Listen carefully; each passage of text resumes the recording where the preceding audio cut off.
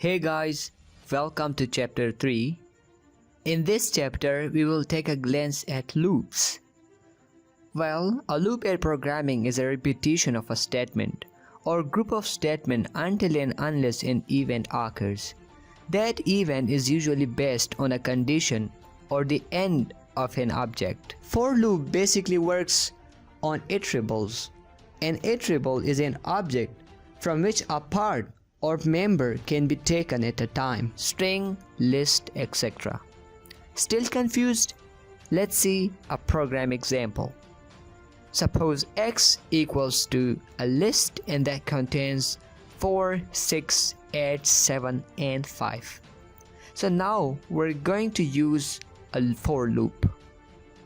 So for I in x, print I. I here will hold each item from the list and print that on screen each time the loop executes. This will continue until the last item of the specified list is displayed. Let's see another example to print out numbers from 1 to 10. We can use a range function along with the for loop.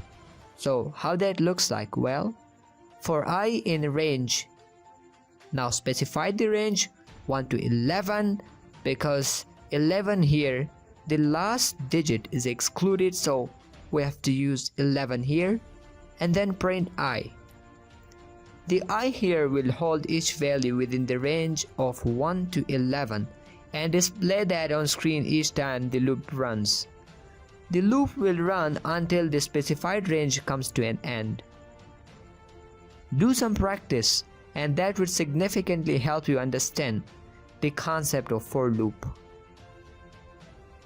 Have any questions? Please ask in comments. That was all for now. Thanks for watching.